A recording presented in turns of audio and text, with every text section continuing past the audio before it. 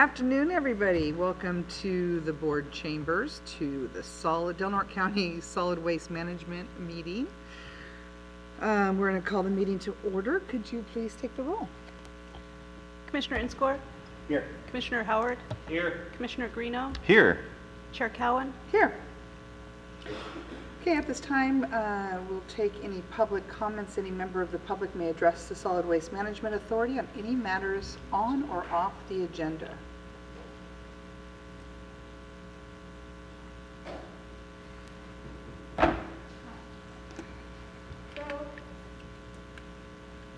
Good afternoon. Good afternoon. It's a long day. We're still here. We're still all here. Yes. Green waste, you know, I think it looks like we going to have more requirements, you know, and expectations with regard to improving what we do with reducing green waste and using bioproducts. And the partnerships with the National Recreation Area and the parks are important. I think we can turn marine waste into an asset here. There is a chipper in this community. The parks, when I was at a different meeting, said they do have a chipper. They have a big facility here. And I think we need a really good collaboration to do something significant with that, so biofuels. I'd just like to say with global warming being in the forefront in the news, how important that issue is. Rather than the Forest Service burning, I'm sorry. I had it off and on, and now it should be off again. Just that every ounce of carbon that we can keep in the soil, make a product that goes back into the soil rather than in the air, is so important because it becomes hydrocarbons again in the soil rather than carbon in the air. So thank you. Thank you very much. Any other public comment? Okay, we'll move on to the consent agenda. We have 4 items on the consent agenda. 1.1, approved minutes from the last regular session of July 16th. 1.2, approved use of 4 authority allocated bins pools to support the September 21st coastal cleanup. 1.3, approval of budget transfer 22156 and another budget transfer of 28338. Move to approve, Madam Chair. Second. I have a motion and a second. Any public comment on consent agenda items only? Sorry, I can't talk. Okay, seeing none. Yeah. Commissioner Inscore? Yes. Commissioner Howard? Yes. Commissioner Greeno? Yes. Chair Cowan?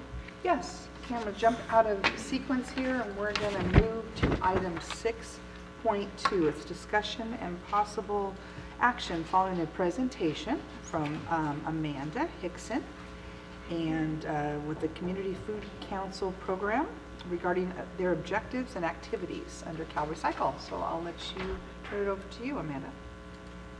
Thank you. Thank you for giving me some time to present this exciting new grant that we have at the Del Norte and Tribal Lands Community Food Council under the Family Resource Center of the Redwoods. We received a grant from Cal Recycle that is pretty ambitious, and we are really excited about it. That's not it. Is it going to come up? Do we have it? Oops. I did put it on there. It's here. I just had them in order. Oh, great. Sorry. Okay, no worries. So just a couple slides, and there in the agenda there were some of the basic outline of this grant. But this is through CalRecycles and the California Climate Investments. It is a food rescue and waste prevention, thank you, grant. And we are focusing, as the Community Food Council, we decided to focus on food rescue rather than food waste prevention, which is at the source. We're focusing on food rescue. So I just realized when I was sitting there, I put on here that 5 million people in Del Norte do not have access to enough healthy food to eat. So I was just like, where did I get that number? I'm gonna have to go back and figure out where I got that number from. This was a flyer that I had put together. So the numbers on here that are correct, ignore the 5 million people number, which is grossly exaggerated. But 3.9 million pounds of food are thrown away in Del Norte County every year. And another hat that I wear as the food program director is overseeing the Pacific Pantry. And I can tell you that at the Pacific Pantry, in the last year, we served over 15,770 people. That includes replicates. So people can come, it includes households, and some households come every month, some came maybe once, but we served over 6,000 choice food boxes covering over 15,000 people, so basically that many meals. So we definitely have a big issue with food security here, and that's one reason why this grant is exciting, because we can rescue food that is going into the landfills and would otherwise be wasted and putting methane into the atmosphere, and instead we can rescue it and redistribute it to people that need it. The time frame for this grant is pretty short. We received the notice to proceed July 22nd. There's been a lot of things we've been jumping over to get going with this, and it ends on April 1st, 2021. Right now I'm in the process of hiring the food recovery coordinator, who's primarily going to be making this grant, the project, come into fruition and running it. The grant funds that we received were $302,106, which one of the people that works for CalRecycle, who came out from Sacramento, actually told me that we received more than Humboldt did, and so I don't know if there's competition there, but this is exciting. And we at the Community Food Council under Family Resource Center of the Redwoods will be the ones administering this project and grant. So something I want to point out, you're probably all a lot more familiar with this than I am, but Senate Bill 1383, one of our technical advisors with this grant, pointed out that in Senate Bill 1383, there is a requirement that by 2025, at least 20% of the edible food that's currently disposed of is recovered for human consumption. So I think that this can be used as a leverage point to get people, the food producers in Del Norte, to understand that this isn't just a nice feel-good thing to donate food, but it's going to be required by law that the amount of food being thrown to the landfill is being recovered, at least 20% of it by 2025. So this is the table. These are our goals as far as where we're going to be targeting to recover the edible food. The highest amount of food currently is residential food, edible food waste, with 972,000 or 972 tons or 1.9 million pounds put into the landfill. So we are going to target residential. That is difficult, I understand, with food safety laws, but there is some residential food waste that we should be able to recover. Restaurants, we're planning to get, so our overall goal is to recover 400,000 pounds of edible food in the 20 months that we have for this grant. And the majority of that, 30%, is going to come from restaurants, and then other top areas, retail, trade, so food and beverage stores, and residential and retail trade, which is all other general merchandise stores, and then some from the medical, hotels, So how do we get around those farms. laws? Because as a restaurant owner, I can't even donate my food. It won't allow me to. So how are we gonna do that? There's actually this amazing law called the Bill Emerson Law. It's a liability protection law for all food businesses. So it's how any food, all the food that's donated to food banks, Feeding America, and the millions of pounds of food that they have donated every year, food businesses, it doesn't protect residential, but it protects food businesses. If they donate their food in good faith, saying this food is good and healthy and it's not going to harm anyone, as long as they donate the food in good faith, they cannot be held liable if any sort of foodborne illness happens because of the food that's donated. So that's a protection built in for all restaurants, all grocery stores, all hotels, anything that's a food business, then they can donate the food without having to be afraid of being sued or being liable if something happens down the line with the food. Never heard of it. I've yes. just always been told we can't do it, period. I mean, Oh. I've tried to in the past, and if it's Who's told you that you can't? the state, Oh, really? yeah. Huh. Well, a big part of this is also just education and talking with the technical advisory team as well, and the local health department. There is a lot of not transparent communication, I guess, about different laws and what people are allowed to do and what they're not allowed to do. I came here in and- Del Norte County and was told absolutely not. So Okay. it's fine. It's just interesting we were trying to give it to a women's shelter. Huh. Yeah. Uh-huh. And no. Okay, So- wow. so Well, that's it- very good it's to know. very- well, it's Then good to know a what lot you're of this saying. is going to be just getting the word out to the different sources and communicating the Right. law and Very communicating important. these things so that it's understood. I have a question. What are the specific requirements for the food that's going to be donated, or recovered, should I say? I mean, can it be unpackaged? Does it have to be packaged still, or? No, it doesn't. Oh, So we can, for example, and how does it buffets. keep up with health standards in California? We have some of the most stringent standards in the nation. Exactly, the food safety laws. Um, So, and that is where the Bill Emerson law comes into play, because if not for that, then no one would ever donate any scrap of food for fear that someone would say, oh, I got E. coli from this and now I'm going to sue you. But the Bill Emerson law protects any sort of food business in that they can't be held liable. It's like a Good Samaritan law, basically, for food.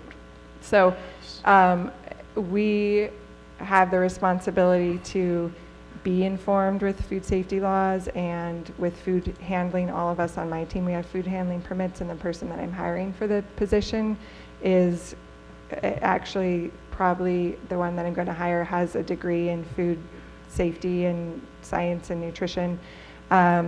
So that's something that on our end we need to pay attention to as well. But as far as getting food, for example, if there's a buffet, I know there's at least one restaurant in town that has a lunch buffet or a dinner buffet. At the end of the night, when that food would potentially be thrown out because it wasn't eaten off the buffet, we will go and we will take that food, and then some food we'll need to repurpose. So a big part of this grant is also processing. Some food, if we get a big load of strawberries that are mushy and no one wants to eat them, we can turn it into jam, for example, or we can freeze them. So there's going to be a food processing aspect to this as well. And then where the food goes out, it'll be going out through the pantry, it'll be going out through our daily bread, it'll be going out through RHS. We're actually going to be using a food recovery software called Chow Match. It's a matching software. I have it here. So it matches entities that have food to donate with entities that need food for you- their purposes. Will you consider working with the schools and having them repackaged to send home for meals Yes. into the child's homes? Yes, Okay. definitely. This seems like a pretty intensive process. How many people are you planning on hiring to do this work? Right, exactly. It is very ambitious, and there's going to be one specific person that's a full-time person and one person that's a part-time person. And then we're also, my whole food council team that does many different things is about 8 people. So it's small. We're also going to be enlisting volunteers, mostly for gleaning projects. So if, as you all know, like right now we're getting hundreds of pounds of zucchini all the time. If there's someone that has a tree or trees laden with fruit and can't pick it, then we'll bring out a team of volunteers and get that picked and processed. I do understand that this is an ambitious goal, an ambitious grant, and it is going to be a lot of work, but we're confident that we can pull it off and make it happen. And I do have some support, a support request at the end, if you're ready for that, from you all. It's just simply, if you can support us in these efforts to carry out this CalRecycle grant and rescue and recover this food, the biggest thing that we can get from you is just support, leveraging support to, hey, this grant is happening, yes, you should donate your food to them, and I think we can especially use SB 1383 as a big motivation that this is going to be law, so let us help you take steps in that direction. And then if you have any key stakeholders that you could connect us to that you think, yes, this would be a very important player to talk to, and you can make that initial connection, that would also really help as well. So I can assume you're already working with Deb Kravitz over at the school? Yes, Okay. yes, we work closely with her, Good. yes. Great. That's And- important because they have a lot of unused food. Yes, school is a big player. Also, one that we identified as the prison, because they're Hospital. cooking, serving 3,000 meals 3 times a day, give and take. And so we could also get some food recovery there. But the numbers, as far as the CalRecycle waste characterization data shows, the numbers that I had on here, this is what they estimate for Del Norte County. The numbers in this column, as far as annual tons of food disposed of into the landfill that we use. So residential is definitely high up there, and then restaurants, and then arts and entertainment. So this is what we're going to be using as a guide for where we can potentially get the most food recovery from which categories. Great. Any questions, gentlemen? I'd like to thank Ms. Hickson for coming and giving this presentation, and it's delightful that there are other entities that are pursuing some of the same goals that this agency has, so we'll be working closely with her as she implements this exciting new program. Yes, great, thank you. Good luck. Thanks. Thank you. Okay, we'll go on back to 2.1. Tyler. Yes, Mr. Howard was commenting that it's a very full agenda, and so I will try to move Hold on through. 1 second. Sorry? Did you want to comment? Come on sorry. up. Sorry. So, Eileen Cooper. So this is a very great, energetic effort. And it is my experience that businesses will be hesitant to donate food. I know I used to go to the Elk Valley Casino buffet. Haven't been there for quite a while, but I asked what happens with all that, because they produce a huge amount of food for that, and it doesn't always get eaten, even after they have their employees step up and eat some. And I said, oh, I could bring it somewhere or whatever. And they said, no, it's a liability. So even though there is this protection, if the food is truly, in good intention and best of knowledge, okay, there's still this perception out there that they don't want to take a risk with it and that they would be liable somehow. So there is that hurdle to overcome. But I would say that practically with anything, you can put it in a pot of boiling water and make a great bowl of soup, even if it's gone bad.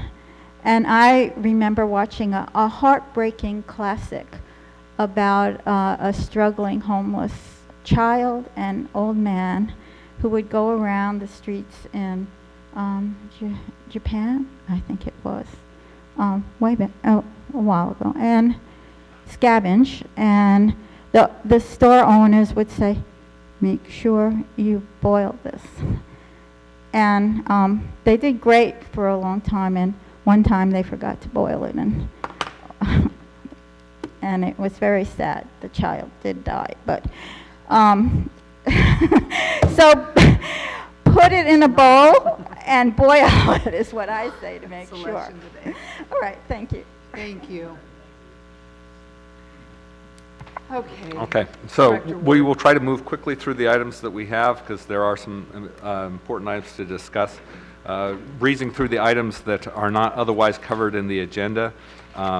We have, this last August was a very busy month. In addition to staffing the fair, the scales were serviced and recertified, and that was a significant staff effort, and I'd like to thank Kira Seymour for that.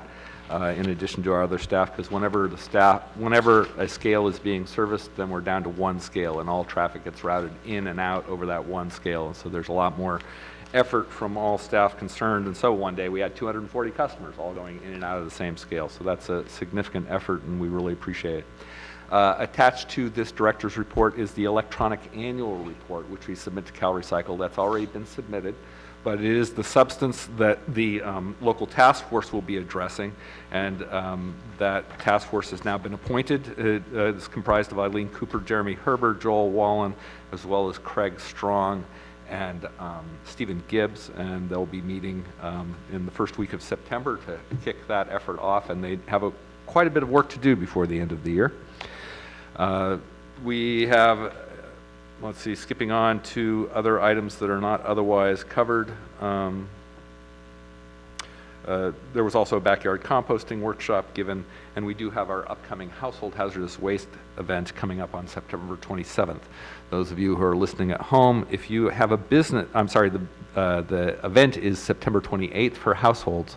If you have a business, then that day is going to be the day before Friday, September 27th, but you have to have an EPA ID number and call for an appointment ahead of time and be willing to pay the cost for managing those materials when you arrive.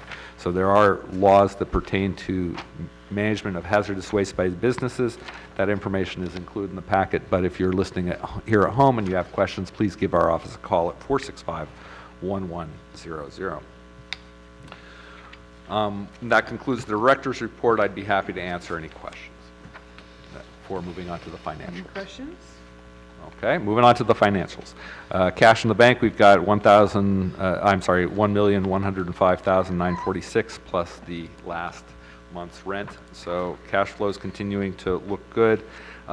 You might notice on the AR aging summary, looking at that over the years, I recognize that probably there's not really a public benefit for indicating the amount due from our various charge account customers. So I've just decided we're going to start blocking those out.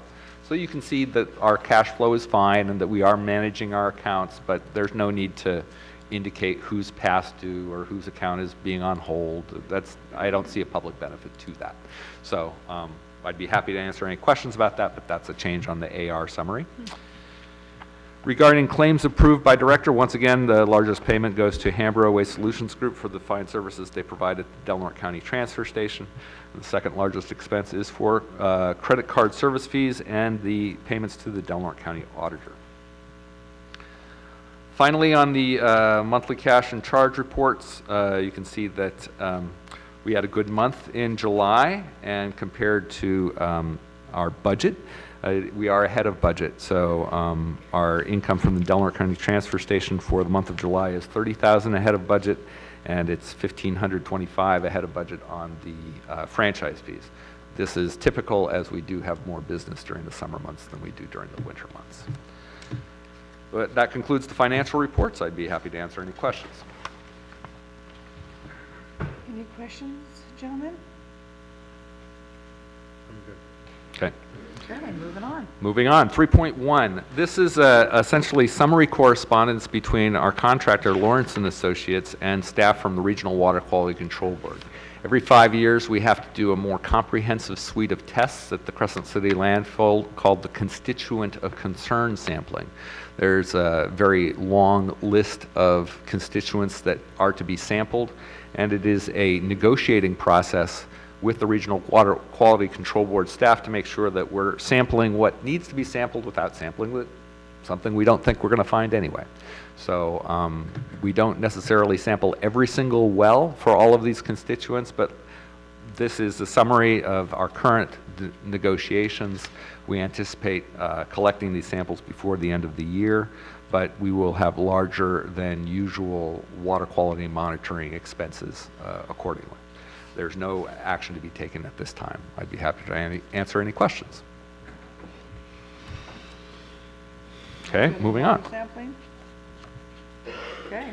All right, now we're on item 4.1.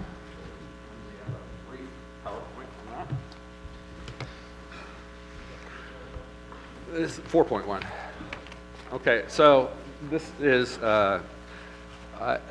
Recology has requested an extension of their collections franchise agreement.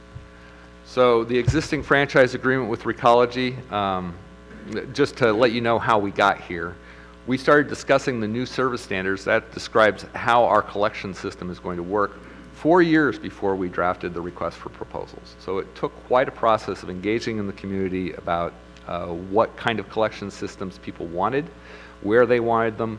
Part of that was a dramatic expansion in the availability of recycling services, particularly for multifamily businesses and hotels.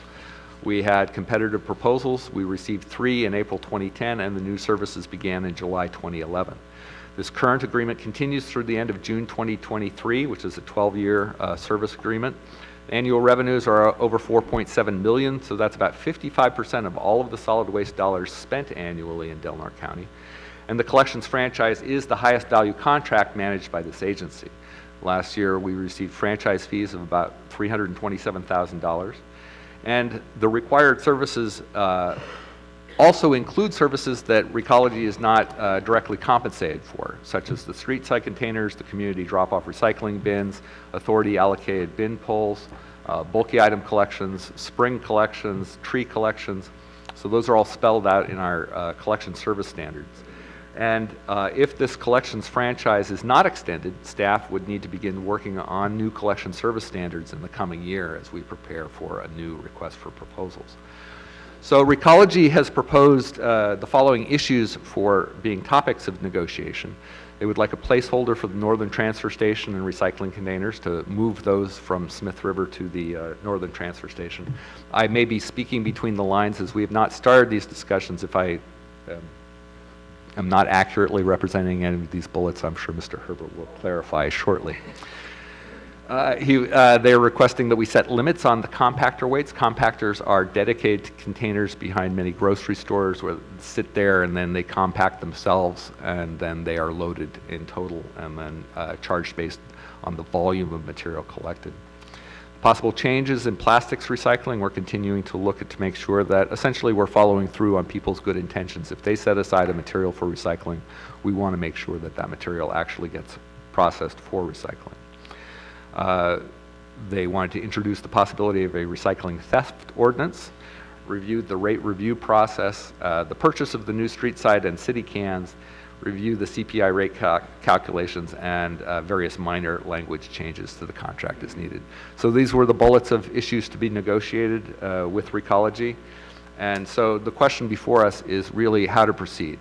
Does the board want to direct staff to negotiate this for this extension, or do you want to direct staff to start planning for a new request for proposal?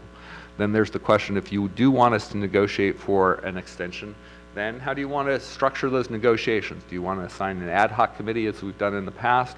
Or perhaps instead you would like staff to directly negotiate with Recology staff and then bring out the results of those discussions for review and possible approval or discussion by the board on a topic-by-topic basis. And then finally, the target date for the final negotiated extension, if that's the direction you want to go. Are you looking at December of this year, June of next year? Those are the two most obvious dates. So that's what's before us. I think it probably would be appropriate to have Mr. Herber address the board. You want to come on up, Jeremy?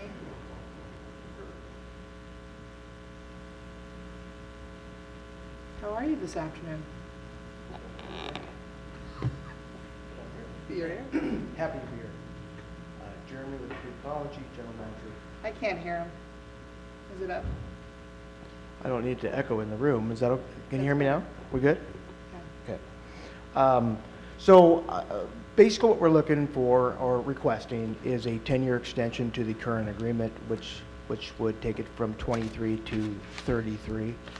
10 years on top of what we have remaining of the approximately 4 years we have left.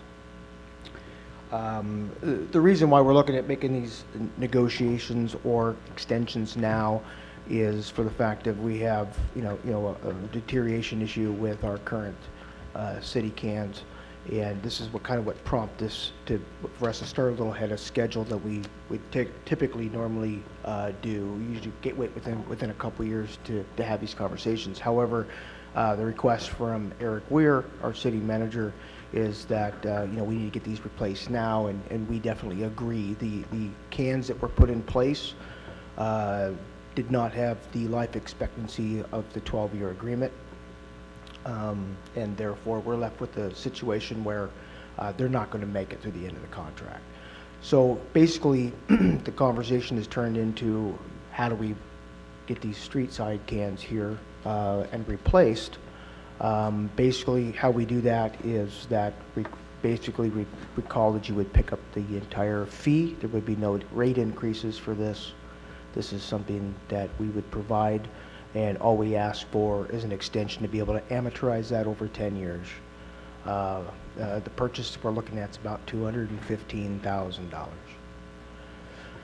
So that's basically what kicked off this, and if we're going to go through an extension, we would definitely like to take a look at a few of the areas that have changed since the contract was done in 2011, make some minor adjustments that would hopefully be beneficial for the authority, and some that would be beneficial for us. I'm sure there's other things that Mr. Ward will be requesting along with our request too. So these are more or less just items of discussion. At this point in time, they're not main requests. However, they are just items of discussion to proceed with moving forward. Some may go away and some might stay. So that's just one of those deals where we're going to start the conversation once we have your approval. I can touch a little bit on each list. Ted did a pretty good job on covering most of that. Basically, the placeholder for the Northern Transfer Station right now in our contract just says we service Klamath and Gasky. We do know that a transfer station at some time in the near future, most likely within this extended period, there will be a facility in Smith River. Therefore, we would like to have that added to the contract to make sure that just cleans it up. We have, when that becomes available, we will be servicing that location in addition to the other two locations. So pretty simple on that one. Limits on compactor weights. A couple years ago, we had some weight limits that were not set on the 2 through 6 yard containers.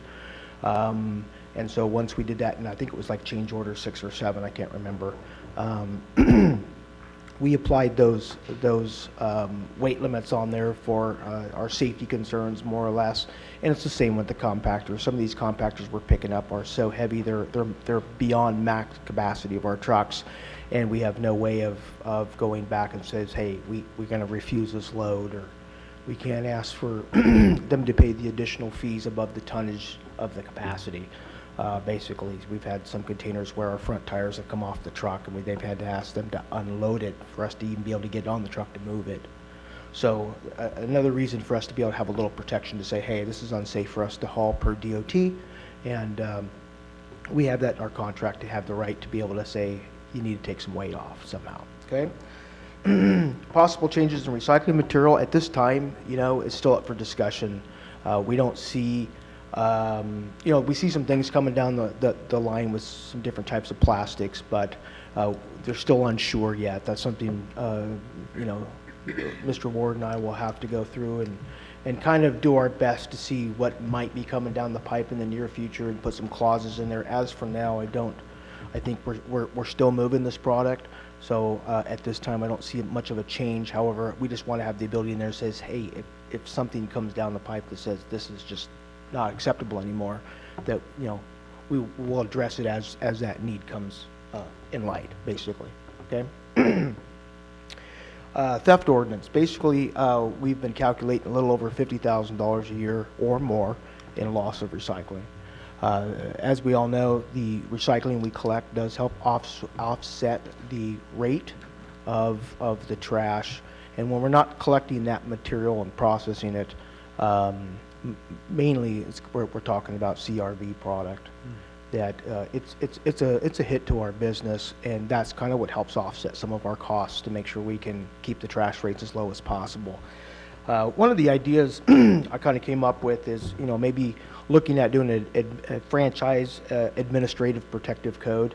Basically what this is to ensure there's no theft of business due to no oversight of recycling vendors who are trading on a franchise business, basically. You know, this, you know, I could see maybe, this is a suggestion, of course, there's a lot to talk about stuff, but, you know, a use permit issued by the Solid Waste Authority could oversee any conflicting business. But basically the code's not singling out a person, rather it's, or a class of people. Basically what it's doing is it's singling out an act of theft of business, especially when they know they're buying stolen goods, basically. They're stolen from us, and they're collected by money. How would you prove that? I understand what you're saying, but my head's going, okay. So, who's So- going to enforce it? Yep. How do So, we prove it? Where do we get well, them at? there's When they're digging through the a trash, lot they're to returning it. However, we know that when Mr. Gentleman shows up with 4 giant black sacks every morning, he's not drinking that much soda. I wouldn't imagine, first of all. Second of all, we do have, in the past, when Jalindra was still open, basically what we would do is we had the, you know, the relationship to where we said, hey, we've caught so-and-so with their hands in the cookie jar. Here's a photo of evidence. And when they came in to collect that material, that they weren't paid for it, basically. Did they give that material back to you? Did they set it aside? The material would hopefully be collected in one of our containers, and we would take it back and process that. I mean, that's the offset of the, you know, we calculate the trash rates from the collection of what's in our recycling bins. That's an offset. So we've actually lowered the rates from the product that we have in those cans, and we're not getting that product in those cans. It hurts. Any other questions on that? No. Okay. Just gonna prove it. Purchase of the new street side cans, you know, again, like I'm going to talk about, you know, a 10-year extension would help us amortize that. Purchase of $215,000 over 10 years, excuse me, in addition to, you know, the completion of our current contract in place. CPI rate calculations, more or less, this is just a review process. We want to make sure that we're going through that review process and how it's being done and calculated. We don't see a whole lot to that other than it's just more of a conversation of you know, discussion. And then, of course, various minor changes to the contract. You know, we've made some changes in our contract by removing the 20-gallon service, but we're still also providing that 20-gallon service, or a 32-gallon service in play for the 20-gallon price. We're still honoring that, and we'll continue to do so until someday that will come to an end when, you know, either, you know, people move out or whatever they do, they get changed up to a 32 price. But right now, if they've had a 20 when we made this change, we're still honoring the fact of that you have a 32 and you're only paying for a 20. That was our agreement, and we'll continue to honor that until that doesn't exist anymore. However, that's still in our contract that, of providing a 20-gallon service, even though we do have a change order for that. Any pushback or feedback from moving the larger bins? You know, the smaller bins, people have been actually pretty appreciative. They really appreciate the fact that, you know, we've upgraded their service and we haven't charged them any more money than the original rates they were paying. So of course, nobody's going to complain about that. The larger service, we're still, you know, that's something that comes kind of more or less a direction from the authority, right? I mean, you guys are really the ones who determine the service you needs in Delaware County. I was just curious because people were saying that bins were being too big to push. No, I haven't had And any, that no, was my no, question. the 32 Taking away gallon the is so smaller similar to a ones. 20. The only difference is a little, you know, just kind of a little Okay. push out at the bottom of it that makes So it they- down to a 20. So the Everybody si- can handle them. Yes. Okay. Yep. They can definitely handle it, and we have had zero complaints on the upgrade from a 20 to a 32. Okay, thank you. Any other questions for me? Any questions?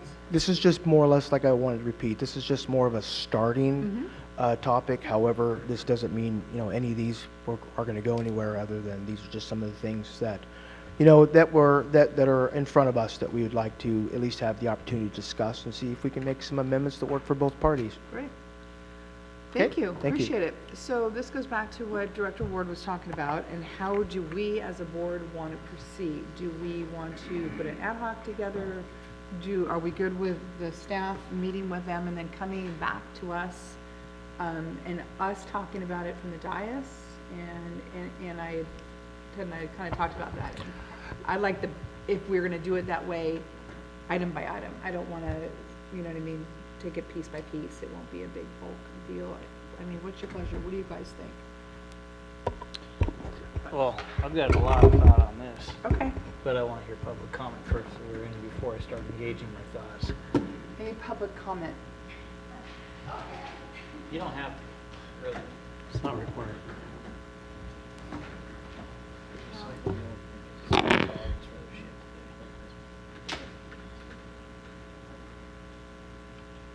Hi, Eileen Cooper.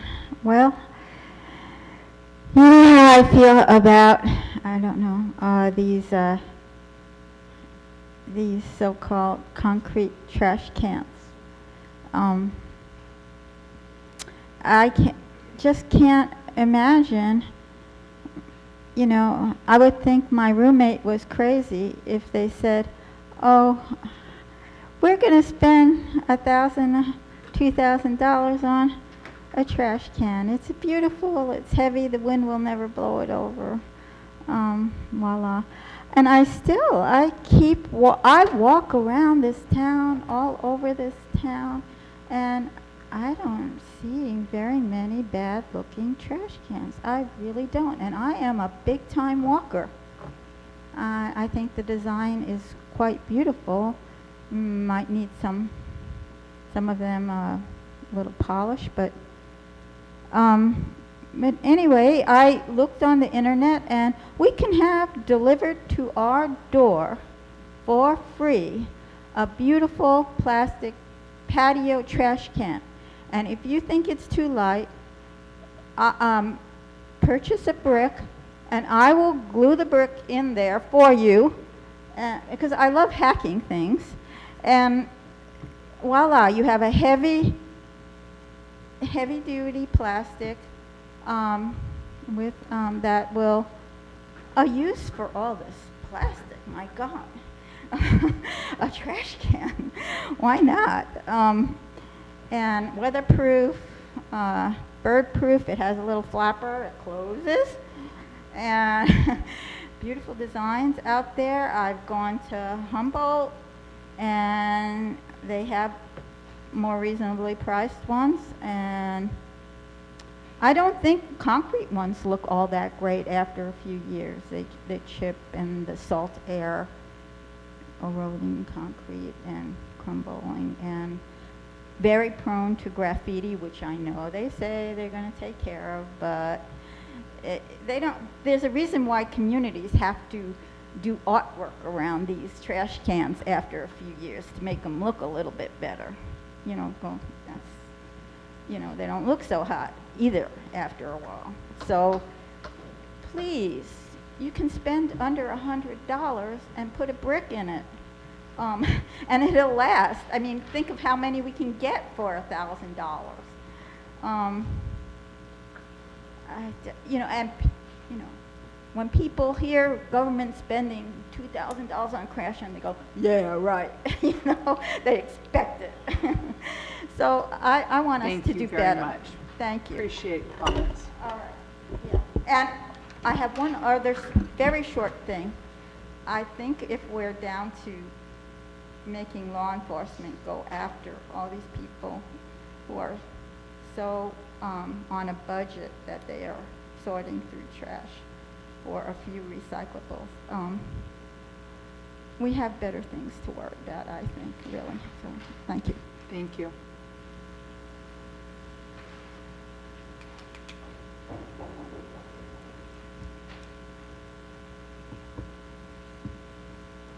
Good afternoon. I'm Dave Slagle with Hambro. Hambro has a reasonable working relationship with Recology. We think it's working well. But at the same time, we would be interested in looking at a collection contract. If, in fact, you really want to make a change, I think one of the statements previously was if it's not broke, why try to fix it or something like that when the last collection contract was let. If it's a matter of they're doing a good job and you're happy, then I think you ought to get an extension. If you're looking at other options or other courses of action, we'd be interested in it. But what we're not interested in doing is doing the research, spending the time and the money in order to be told that it's not broke, so we don't need to fix it. So that's our 2 cents worth. I think I represent Hambro in that regard. Thank you. Anyone else? Mr. Howard. So I appreciate it. This is, that just hits the nail on the head pretty accurately. I watched the circus last time this came to town and some decision-making processes that were, I thought, flawed to a certain extent. But the bottom line is we serve the public, right? And as people who serve the public, we look for the best price possible. And I don't feel at this point, at least my personal opinion, is to sole source this, whether Recology is doing a good job or not. Sole sourcing a contract to me isn't going back out and seeking the most competitive price to offer a service to our public for waste pickup. Now, I could be all off on this. Recology has done an excellent job. I'll be the first to admit it. They communicate well. They provide good service. And I think, as Mr. Slagle has stated, they've presented good relationships in this community and offered a heck of a sponsorship to a lot of folks around here. But I don't think I'd be doing my job as a member of this board if I didn't state very clearly at this juncture in time that a 10-year extension in a contract without going back and seeing the competitive nature of pricing wouldn't be a reasonable step for this board to consider. I want to make that statement first before we looked at a piece-by-piece, bullet-by-bullet offering that was brought to our director. That's my opinion. You guys could weigh in as you see. So you're suggesting to go back out, and we're at 2019 right now, and we've got 4 years left. When are you wanting to go out now? I mean, what are you suggesting? Well, we're basically, if I understood Jeremy correctly, we're basically looking to extend a contract for 10 years because the service life left on some receptacles is not going to make it to the end of the 4 years under our current 10-year contract. And that might be the major impetus behind this. And if we were to look for an extension to go out this additional period of time, we'd also review other pieces of our agreement with Recology. I think I had it fairly clear. Yeah, and it's worth noting that while they've requested a 10-year extension, of course, the board is free to negotiate something less or something that is more appealing to the board. So that's also an option. And I think my question is, what's going through my head is, I wasn't here when, like you said, the circus came to town last time. I wasn't part of it.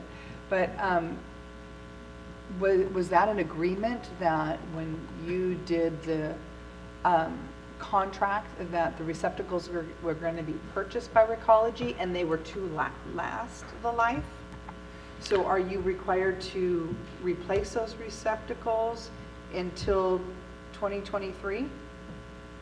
And so you're looking at replacing them to fulfill your original agreement, but you want another, to do that, you want an extension. $250K over 10 years to amortize it to make it cost effective for the business. Yeah, so Yeah, basically. can oh, Can I I'm just sorry. ask one Go ahead. question first? Just Yeah, absolutely. time-wise, are we talking, are we talking 10 years from now? So 4 plus 6, or are we talking about completed, or are we talking 14 years? Well, we would. No, I we- just want to make we would- sure we- because, Our request is, and this can still be up for negotiation, of course, is just 10 years beyond the four. okay, I just could I be just wanted to 10 make years sure from that- now, it could I be thought that's whatever. what we were talking That's what he's about. asking about, but I don't, and I hear you, Chris, completely, and I'm not saying, we're just talking about it. The Yeah. conversation needs to start. Sure. And how are we gonna start the conversation? So let me chime in real quick. So to address your concern, basically, you know, the city cans are in need of replacement or repair. We are obligated to do that, and we will do that. However, presented to me was, from our city manager, was that, hey, this design's not working for us. We would like something different that has a longer deal. I didn't have any quarrel with keeping these replaced. I just needed a direction.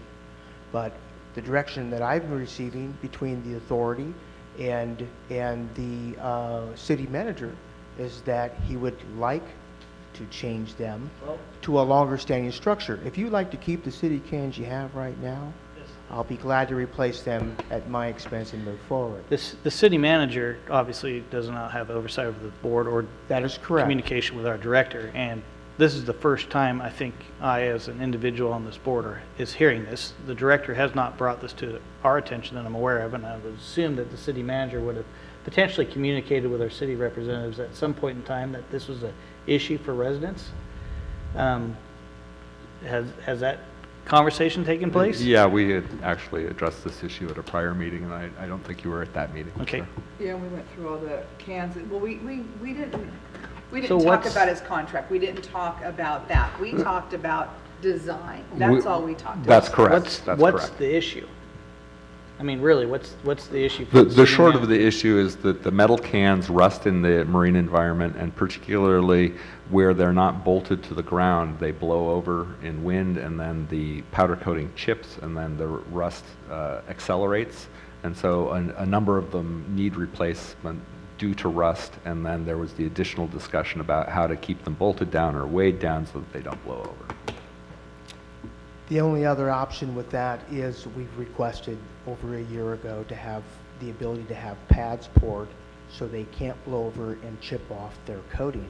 However, the issue with that is with the Coastal Commission is not really, they're giving us some hard time about putting pads there. So we were looking at a different design that was concrete, that had the weight to it, so they couldn't tip over. And these are estimated with a lifespan of 25 to 30 years. So we will continue to replace the existing ones per the contract. I have no issue with that. And so I'm clear, are we talking about multiple cans here? I'm We're talking a little- multiple cans. Here's the reality You of got it. residential cans that are, No. These are just these are just the city the cans that 60 are blue sets. and brown that. Right, That's right. And the problem we're having now is with the rust on them is that basically they're becoming a hazard, a safety hazard is where they're at. And so came back to the option of, hey, what is the direction? Do you want me to replace the existing ones? No problem. And they said, well, this might be a good time for us to look at a different style. And I said, okay, you give me the direction of what you would like to see. The direction was they would like to find something that had a longer lifespan. So Kira and Mr. Ward have done a lot of research on what would be great. It was presented to the city. The city agreed to it. It's gone through the Planning Commission. The Planning Commission has already accepted the new design. This has all taken place, and so I'm sitting here going, I don't have a problem replacing them, or I don't have a problem completely replacing the entire series to the city and county standards. However, give me the direction of what you'd like. The response I got was, we would like to replace them all instead of wasting the money on cans that are going to rust out again. Okay, you tell me. I'm the contractor. I'll do what was requested of me to do. And so they had chosen to go with a different design. Therefore, I'm sure they're going to want me to pay for it. That's been the agreement since since the 2011 contract. I don't have a problem paying for it.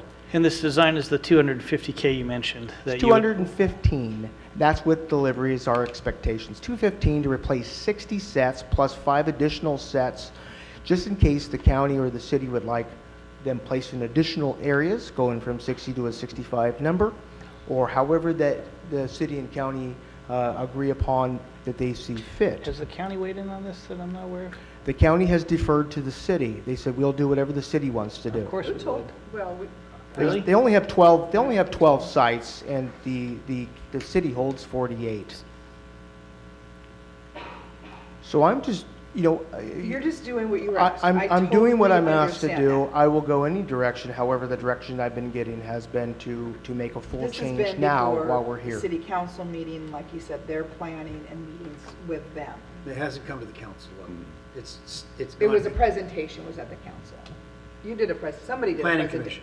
commission. I think Kira did that. Yeah, there was something. I was that supposed to be watched there, it. but I Yeah. let her down, yeah. So Kira did it to you. A presentation of the thing was at a council meeting. No, Well, it I has not watched been it. at a council meeting. Kira, have you been at the council meeting? It was I'd the be- planning I'd be- commission, I believe. Planning Commission. Oh, planning commission.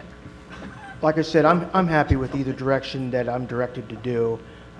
Just give me one. You want me to replace the ones that are there? Fine. I'll do that. I have no problem with that. That's part Yeah, of my agreement. And here's where I'm coming from, and I'm going to back up. If we're going to reopen potentially, or for consideration, extending a contract Mm-hmm. outside the current period, which we have 4 years existing on the current one with Recology, I'm just not comfortable right now going out without looking for a competitive deal at this point. I think it is a far cheaper approach, in my opinion, but I could be wrong. Obviously, 215 might be overtaxing Recology, but I doubt it. That just comes out of my pocket. That doesn't hit anybody else. Yeah, well, we There just is gave no you a additional rate fees. increase just recently too, so I don't know where things balance out. I just, Also remember this, that with RFPs come multiple changes. And we're not even requesting any rate increases going into this extension at this time. mhm. So there is the positive and negative effect. And there's a lot of Yeah, services well, we provide that Again, others will getting not back have the to, ability to do getting that. back to my point, we look for a competitive approach in the market. And if there's- Understand? Hey, you and- gotta do what you gotta do. Yeah, I get and, that.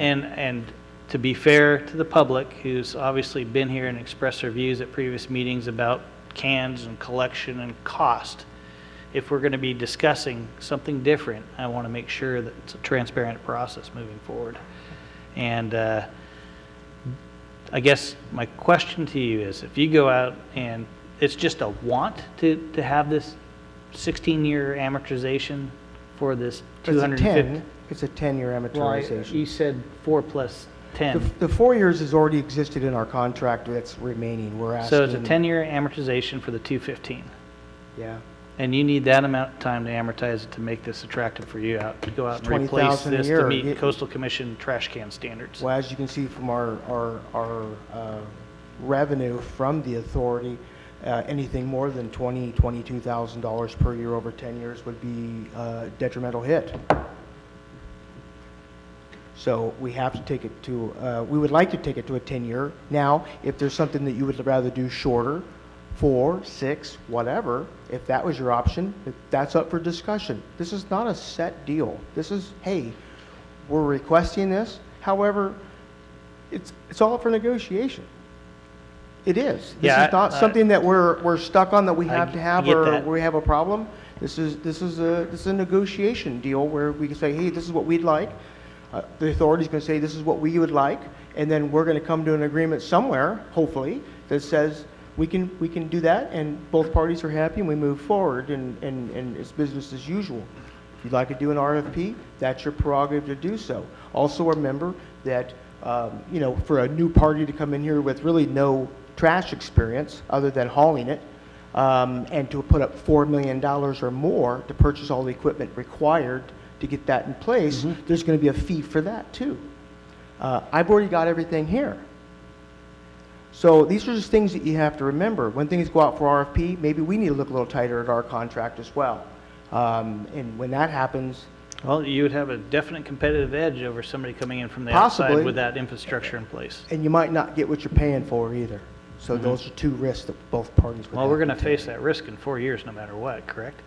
That's up to Well, you. and that to That's up me, to you. that to me is the real question, is given to the volatility of what we've seen with recycling and with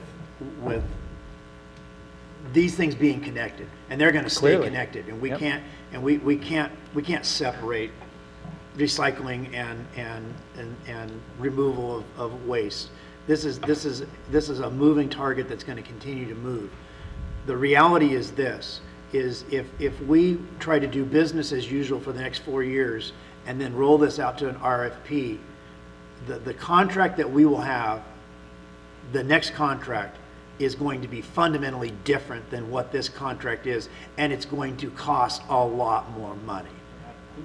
No matter who's doing it, whether or not it's Recology or Hambro or if there's somebody else, I don't know all the players, but no matter who it is, if we wait 4 years and we put that out for an RFP, because of what we have seen, the contract won't look anything like what we have. The materials that are going to be in a contract like that, doesn't matter what we put in the RFP. If we put in the RFP our dream wish list of what we want them to do, even if that mirrored what's currently in the contract now, nobody's going to respond to that. Because there's not going to be the market for that, and there's not going to be the financial ability to say, well, we're just going to keep eating this and that to be able to keep this contract. Whether it's 10 years, 4 years, whatever, I think that, this is just my opinion, having been part of all these negotiations over the last 5 years, as we've talked about some of these things, is my opinion, and it's only that, is that the most responsible thing we could do for your average ratepayer is to look at how we can manage the existing services with the contractors that we have. I have great confidence in both of these contracts and in the services that are being provided. The uncertainty of this going to an RFP and what those costs could be to our constituents, I think that's a variable that makes me very nervous, very nervous. I've been nervous about this whole thing throughout all of this. But that's, again, and I don't know all of that. I just feel like that the chances of us not seeing huge increases across the board to all of our ratepayers is better through some type of an extension. I don't know that that's 10 years or what that is. I personally, I don't think that, and I know that the city has kind of got itself in the middle of this, and our staff, and I don't think that these cans should be the driving decision on whether or not we do an extension. That should not be. If that becomes a part of what happens out of this, I'm okay with that. But we should be driving this decision from the standpoint of how do we best serve our community? How do we provide the best product at the best price to our community? And if that is within the relationships we currently have, and we believe that that's the best direction to go, then I think we need to move down that path. If we think that the better path is to let this contract expire and go out for RFP, or to try to come to an agreement to dissolve the contract and put it out for RFP right now. If that's what we think is in the best interest of our ratepayers, then I think that's really what we need to do is all these things that are on this bullet points, and I respect them all. I think that those need to be set aside, and we need to ask ourselves, what is the best strategy for us to represent our ratepayers for the long-term providing of this service? And that's not easy. That's very you know far better than I do. That's very complicated, but to try to base it on well, we'll do this or we'll do that if we do this. I think we need to be at a more foundational level, from my perspective. So that's just kind of where I am. Well, and I hear what you're saying, because we're going through it with somebody else with another contract coming up, and it's the contractor who's worried about things. I'm going back to the other, we compare our rates to other areas. So, and if we're paying the cheapest rates, how are we going to find another vendor that's going to bring us something less expensive if all the areas around us are more expensive? Are the rates that I present to the board saying that we're cheaper than surrounding areas are the rates at our facilities at the transfer stations? The collection rates, while they're low, they're not absolutely the lowest, but but again, I would say that we have probably the best value of service, even though the rates may be slightly higher than other places. It's a very comprehensive service, and I think they do provide a good service to the community. But this really is the deciding point about whether you want to have us start going down the path of developing an RFP, which we'd probably hire a contractor to help us do, or we start the conversation on the extension. But it is kind of an either or. We can potentially take a couple more steps to flesh out this choice before the board if you would like us to do that. But it's really kind of either or. The only interim step I can think of that might be helpful is we could discuss with Recology how we might structure the series of decisions before the board, and we could present that as an option. Other than that, we would be in the throes of negotiations. So it's really, are we going to go towards an RFP, or are we headed towards negotiating an extension? Mr. Graham? I understand Blake's, or Commissioner Inscore's concerns about going into our RFP, but at the same time, I don't think that the replacement of the trash cans should be driving this just like this. That is not driving this. The extension I would request, whether the replacement of the cans were available, for the fact of the services we've been providing to Delaware County for over 30 years. Yeah, We've been I understand.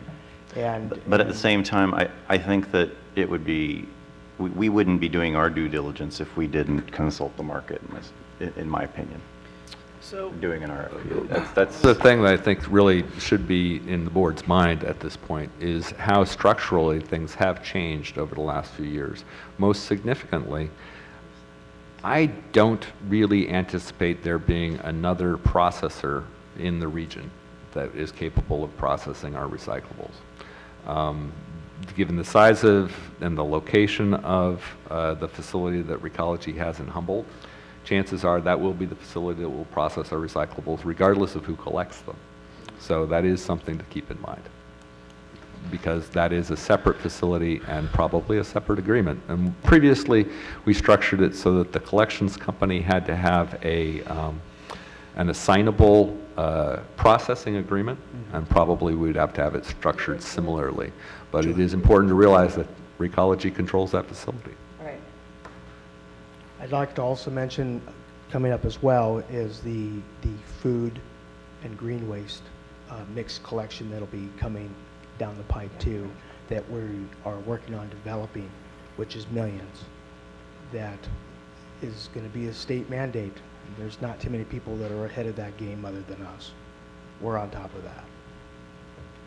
We can provide that service when the time comes. I just think, in fairness to staff, we need to be able to provide some direction on what are next steps. And really, to me, it becomes as simple as, is the commission leaning towards the negotiating of some kind of extension with our current partner? Or does the commission want to put this out for an RFP and hit a hard reset on collections? That is the question. That's the That is the only question on the decide. table today. It has nothing to do with trash cans Nope, or the other absolutely bullets not. on this. That's the this only ticket. thing that matters. I guess to be a little rhetorical and ask the question of you, Director, when would we normally start discussions? If none of this was happening, when would we normally start discussions if we're 4 years out from Yep, the end of right this? now. Really, 4 years Right out? now. Because as was alluded to, you have the food waste collection requirements, which we'll be talking about at yet another agenda item. But there are, just as there were when we went to the new collections franchise in 2011, we dramatically changed the whole collection system. How it was collected, the number of cans, whether it was semi-automated, there were lots of details that got folded into there. We would have to be going through the same level of looking at all the details, what are the coming legislative requirements, what have we learned from the last few years about how we need to be able to be adaptable to changing market conditions. There would have to be a lot of effort going into that, and it does take some time. Right. Is there any liability for us to sole source, so just do a extension on a current contract with a provider? That's basically what we're asking for, other than a few minor changes. Is there a liability? Can somebody come out from the another vendor, potential vendor out there, Hambro, given that they're in the audience, come up here and say, well, you didn't give us an opportunity to bid on a contract that would potentially be sunsetting in 4 years? Well, I think you do have the legal authority to grant an extension. Right. Now, of course, the longer of the extension you grant, the more that potential liability would be a concern. The original contract was 12 years. So, 10's getting on the outside of any extension. So 5 would be, it would seem, just with all the changes, you know what I mean, that you'd want to go shorter, in my head, How long was the extension we did with Hambro to put it in line with the White City requirements that they were looking for from having a site? And unfortunately, that number's not in my mind. I believe it was quite a bit longer than. They've got 28 years approximately in their contract, which I did not have the So, I mean, opportunity to bid on either. this commission has set precedent in making long extensions because didn't of get an the opportunity to bid on value that that. we place I would've on the done that too. partnership that we have. That is correct, sir. It's a good point, very fair point. I just think we need, again, we need to provide Very fair. some good direction to staff so that there's no point in us trying to work two angles on this. That's just not, We can't. He's that's not saying we fair. can't. It's If we just- can work on the extension, and if you don't like what we come up with, then that's your prerogative to do what you need to do as an authority board. However, we would like the opportunity to try to come to an extension and an agreement that fits both parties moving forward. We don't expect a lot of changes in the current contract we have now. We're not asking for more money at this time, nothing. We're just trying to do what appeals the community, the county, and the city, and we will follow the direction that we're given. Good point. Very fair points have been made today. Right, and I guess in my head, Transparent out there for the public. Yeah. right. And we have a good partnership, and I keep We going do. back to that. And We appreciate the partnership. on another board I'm sitting on, we're starting to talk about contracts, and my biggest fear is things exploding, meaning like what Mary Ann Score talked about, the whole contract changing and prices going up and just services going down. We know what we have with you. Yes. But the other thing to keep in mind too, like I said, is that when you change the contractor, there's a large investment in the beginning Right. that has to be recovered. We have already made that investment. So there's going to be fees associated with that. We've seen this many times. We do a lot of contracts a year. We've seen multiple times a request for RFP, and what they've learned, not always, but what we've seen in the past is that both parties start going after this, and it comes up on higher prices on both sides. Okay, so, and I guess my other question is, and I mean, Hambro's in the audience, I mean, is this something you guys can do? Are you set? I guess I just didn't even think you guys were set up to do this, so I'm very surprised. I mean, I knew that you came up before, but I was kind of surprised that you came up and said that. I don't know why, that's just me, just my opinion. I don't see that you were set up to do trash collections, so is that a fair question to ask? There's a lot. I'm not asking you, I know- Jeremy, I know be you're not. fair. I am asking That's fine. Dave. You wanna come up here and talk I'm- about that?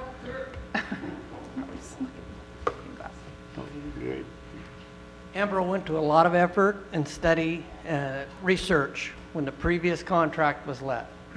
We have no fewer doubts in our ability now than we had then.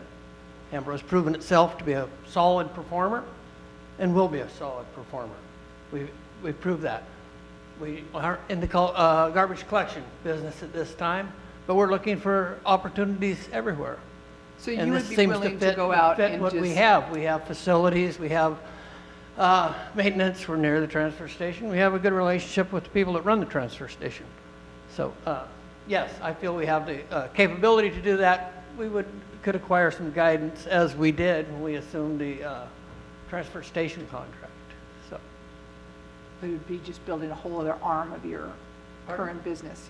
It would be putting together a whole other arm of your current business. expanding on several arms that we already have. Okay. Thank you.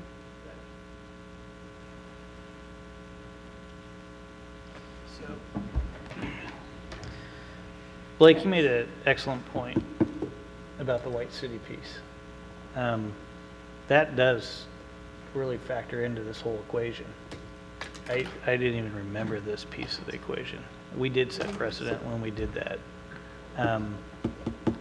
Not sure where that puts us, but it definitely sways my opinion considerably in what direction we should head here with stability in our current organization. I think that gives us a lot of ability to have some flexibility with negotiations moving forward. So my opinion's been swayed quite a bit just by that single point. I have been in favor, when we talked with Hambro several years ago about that extension, I've been in favor of maintaining and working through extensions and making the adjustments through extension versus putting this out for RFP. That opinion has become even more solidified as I watched what has happened with recycling. I am very nervous on behalf of our ratepayers of putting this out and then finding ourselves in a situation where we have to explain why we let go of a contract that was working, that not everybody was absolutely 100% happy with. Welcome to the world. But that now we're facing realities that we're having to try to explain when everybody is now unhappy. You're going to always have people who are not completely happy with everything we do. I feel like we have a good systemic process right now. I think we need to double down on what we have and look for ways to extend that into the future on behalf of our ratepayers. I'm not interested in there's not a piece of me that's interested in testing the open market on this. I think that is foolhardy given the volatility of what's happening right now, and to do so because we think that somehow that's going to save some money, I think is very, very poor decision making, because nothing that's happened with it coming to solid waste and recycling and everything, nothing is cheaper today than it was 3 years ago, 4 years ago, 5 years ago, and nothing will be cheaper next year. Yep. There's nothing in the market trends that says that it's going to. Yeah, I don't think you need to say anything more. I think So- we need to move forward, call the question, and in this So- case, I'd make the motion to direct staff to begin negotiations on a possible contract extension. I'd second that. Or the recology. Okay. Any other public comment? I have a motion and a second. Kara? Commissioner Inscore? Yes. Commissioner Howard? Yes. Commissioner Greeno? No. Chair Cowan? Yes. So now the next question is, it goes back to what we were originally talking about. How do you want to proceed? How does the commission feel? Do you want to have staff do it? Do you want to put an ad hoc together? Do we want to have staff do it, bring it How back comfortable is piece to staff piece? doing it?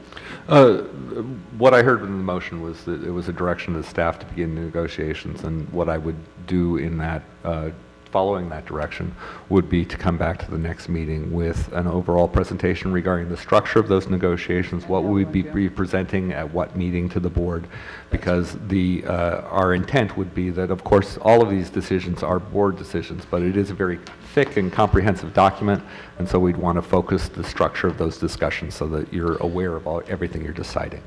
And I've got to reflect back now.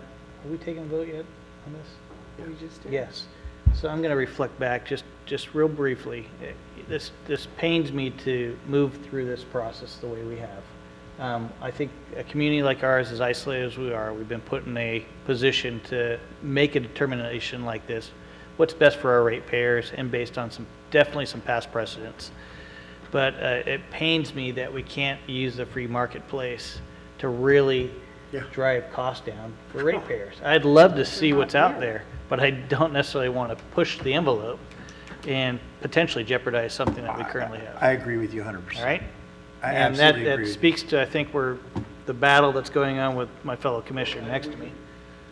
We can certainly include as part of those discussions that essentially this would be a one-time extension and it wouldn't be open for further extensions to make sure that the board keeps the door open for competitive proposals at some point in the future. What I would like to see, Mr. Ward, and this is from my perspective and with consensus from the board, I would like to see that 30,000 feet perspective from you in working with Recology as a presentation to give us some big picture. But I do think that there's value in an ad hoc then. Once we get down to start trying, you can't, this is a very difficult place to try to pull out piece by piece and have that discussion from my perspective. And having had been on each one of these ad hocs for the last 5 years to go through this, I think there's value in that. It was hard enough and Mr. Howard and I did it. I did it with Commissioner McClure before that. Mr. Howard and I did it. Our chair and I did it. And even with two people who came to a conclusion and brought it back to the board, we still had things that didn't get through. The idea of trying to get 5 of us here through point by point, I just think that we're all going to get really, really frustrated with one another. No question. So I would like to see that 30,000 feet. One item. And then I'd like to see an ad hoc at the chair's discretion to start working on the heavy lifting with you. I think that's an excellent suggestion. If I could rephrase just to make sure I'm understanding, what I hear you saying is that at the next meeting I provide an overview about the structure of the negotiations and invite the board to decide where and how you might want to have an ad hoc to decide specific issues. Is that correct? I agree. That sounds I fine with me. think an ad hoc is With that? important. Yeah. Commissioner Howard, how do in you the feel about process. an ad hoc? I mean, we're the elected officials here. Yeah. We're going to be held responsible for this, right? Absolutely. So You're right. we should be there at the table. Yeah, absolutely. I haven't heard anything I disagree with at this Okay. point. Do you feel you have clear direction? If what I said was the direction, then yes. And thank you so much for that discussion. I know these are hard issues, and we're all dealing with a lot of unknowns and trying to navigate the best we can. And we do have good contractors, we do have good services, and I think we can build upon that as a We got foundation. great partnerships. We Absolutely do, we on do. both ends, you know? Okay, transfer station. Okay, so again, trying to be brief. At the last meeting, we tried to zero in on essential high probability potential locations for a northern transfer station. As we met with staff from the Talowa Dine Nation, one of the things that became really, really clear to us is they are much more familiar with the areas around their tribal lands than we are. They're also much more familiar with the traffic concerns about the intersections along Rowdy Creek Road, and basically I think it is most wise at this point to step back and to approach the Talowa Dine Nation as a tribal council with open minds and open ears and hearing what they have to say about what they think might be the best location and the best combination of services for this facility before we take any other steps forward, because they are such an important voice and player in the northern part of the county, and we're trying to serve them. Yeah, I'd agree with that direction, and I would work with Director Ward on ensuring that those conversations take place before we come back to the table. Perfect. Okay. Moving on to item 6.1, discussion possible action regarding setting a special meeting for Tuesday, September 10th. This is a special meeting just to interview and make an appointment for the public commissioner. We have, at this point in time, not received any applications, though I have encouraged several people to apply. If you are watching this meeting at home, you can go to our website at recycledelnorte.ca.gov, and at the bottom of the page, you can click on a link that will lead you to the application form. And I have our meeting in my calendar as 4 p.m. So moved. Second. I'm not positive I can make it to that meeting because I don't have my work schedule with me. I think we said at the last meeting, though. We all did it together at the last meeting. Sort of, I think it was Okay. maybe?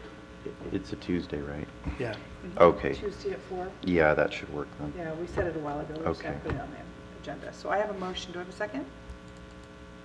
I'll Yeah, second it. I second. Oh, Or did you? Okay, I'm sorry. corporally. I have a motion and a second. Any public comment on item 6.1? Seeing none. Kira? Commissioner Inscore? Yes. Commissioner Howard? Yes. Commissioner Greeno? Yes. Chair Cohen? Yes. Okay, we've done 6.2, so we're going to move on to 6.3, status report announcing award of $100,000. Very fast, good news. Congratulations to Kira Seymour and our partners with the California Product Stewardship Council. We've been awarded a $100,000 grant to promote refillable propane gas cylinders and non-toxic LED marine flares. So we'll be talking about this project more as the year goes on, but essentially we just got a green light to start working on it, and very excited new project, and good job, Kira. John, great. Way to go. So item number 6.4, discussion possible action regarding the SB 1383. Director Ward and I had a meeting about this. I had asked to have it put on because I think it's time to go to our legislation.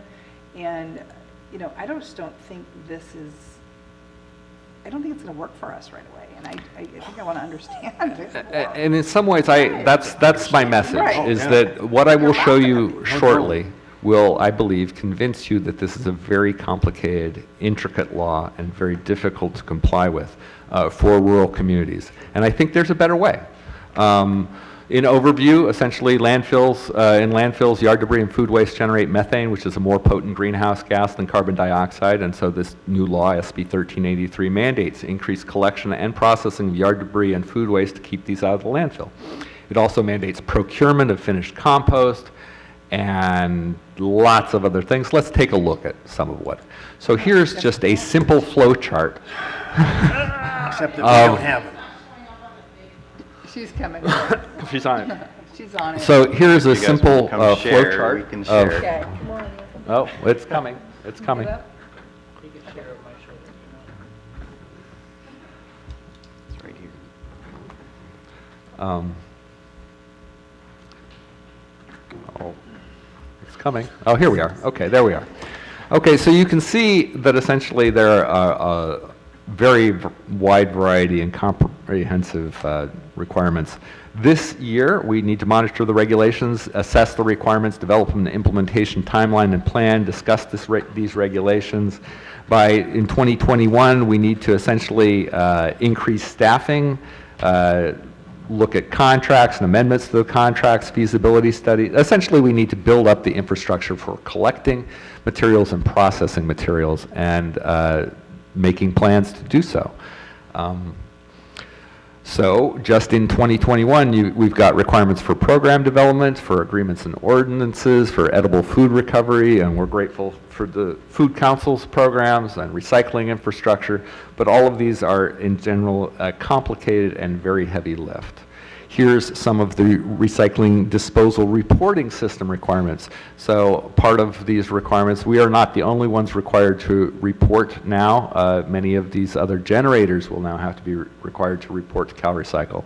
So in general, these laws do also have some rural considerations. So counties with populations less than 70,000 like ours, the collections requirements for food are deferred until 2025. That's in the existing law. Also under the existing law, jurisdictions over 4,500 feet in elevation may apply for a waiver for food waste collections due to bear concerns. And yes, I'm aware that we actually do have bears below 4,500 feet. And even if we have signage, they're not going to respect that signage. So, but transport facilities and organics and market challenges are all very different in rural areas like ours compared to urban areas. So staff recommend that we start working with our legislators to introduce legislation next year for a more focused approach towards developing programs for organics in rural areas.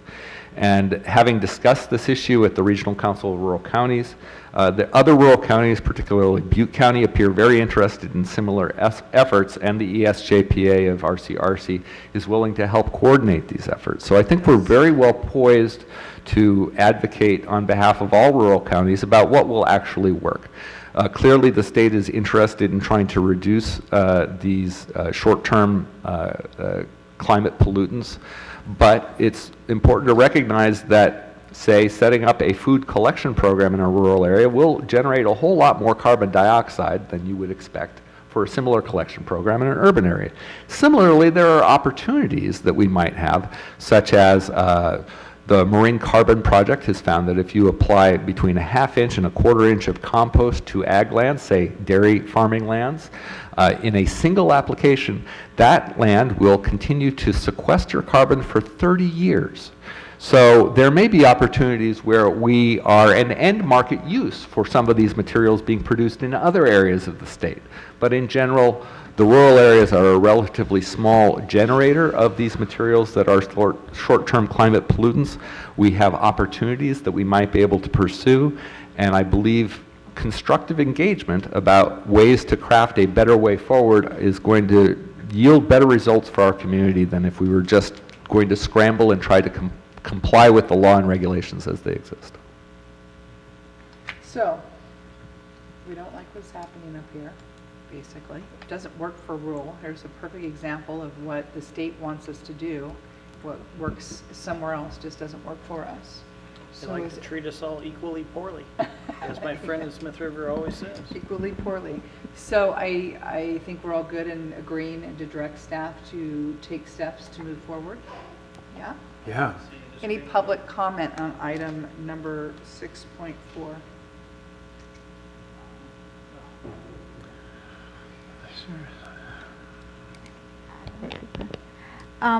I appreciate the general direction, you know, of having legislation to address the organic waste.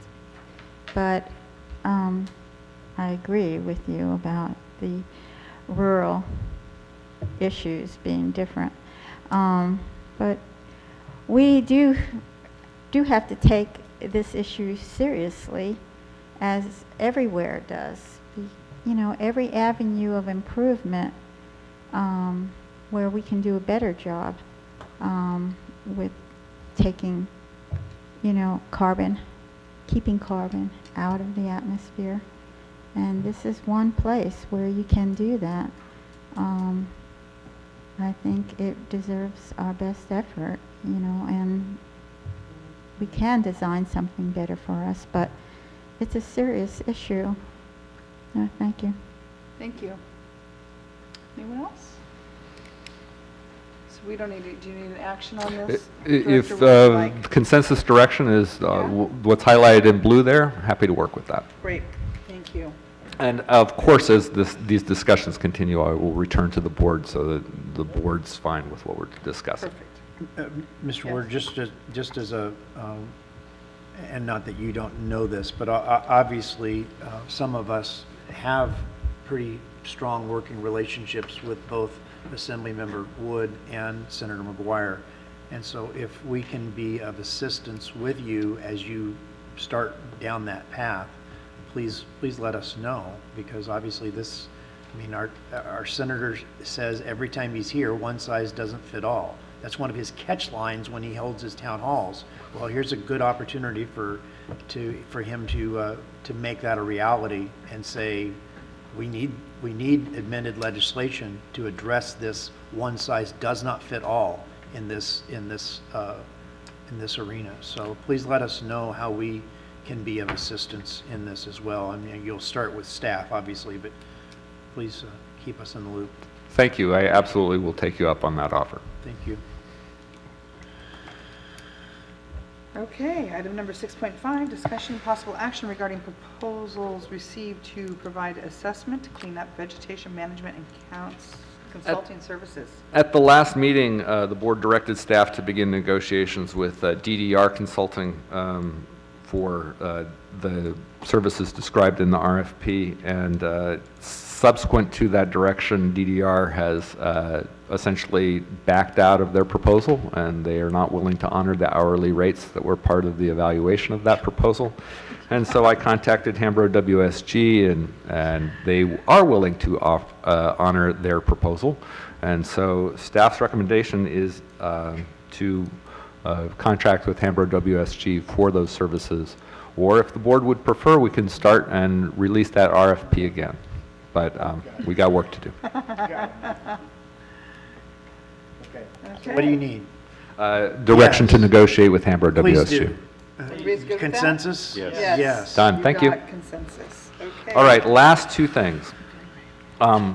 This is essentially enacting the updated Memorandum of Understanding. It's the labor agreement, and we're doing two things here. On item 6.6, we're changing the job descriptions for the administrator of assistant and the facilities and programs coordinator position. The reason why these job descriptions need to change is that essentially for an organization, when we're fully staffed, we have 10 people. Because of labor law, you have to have separate bargaining units for folks who have hiring and firing ability or other folks. And so consequently, because both the administrative assistant and the facilities and programs coordinator could take the role of the director in the director's absence, they could do hiring and firing. And so they couldn't be in the same bargaining unit as the other members, and then they couldn't even really be in the union. So it's kind of dysfunctional. So we're trying to change the job descriptions of these two positions just to make it clear that while they may act on behalf of the director in their absence, the biggest enforcement action they could take against an employee would be suspension without pay. And so they don't actually have hiring and firing decisions, and so that would allow them to be in the same bargaining unit. So that's the first action, is changing those job descriptions. Okay. So that's item 6.6. Any questions? Any public comment?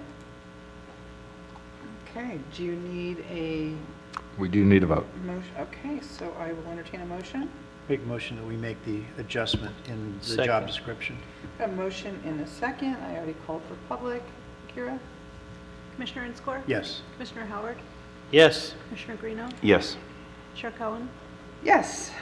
Okay, our last and final item. This is approving the memorandum of understanding, well, it's approving a resolution that approves the memorandum of understanding. And I discussed in closed session with the board the changes. Basically, we're stepping up to the county's pay scale. And then we're giving a 50-cent an hour pay increase, adding the Easter holiday, which falls on a Sunday, and so it doesn't affect other county departments, but it affected us. And the other changes were relatively minor. Staff Move to recommend approve. approval. Second. I have a motion and a second. Any public comment on item 6.7? Seeing none. Kira? Commissioner Inscore? Yes. Commissioner Howard? Yes. Commissioner Greeno? Yes. Chair Cohen? Yes. Okay, and that is our meeting, and we will adjourn until September 10th. Thank you. Thank you. You're just in time. Stay broke.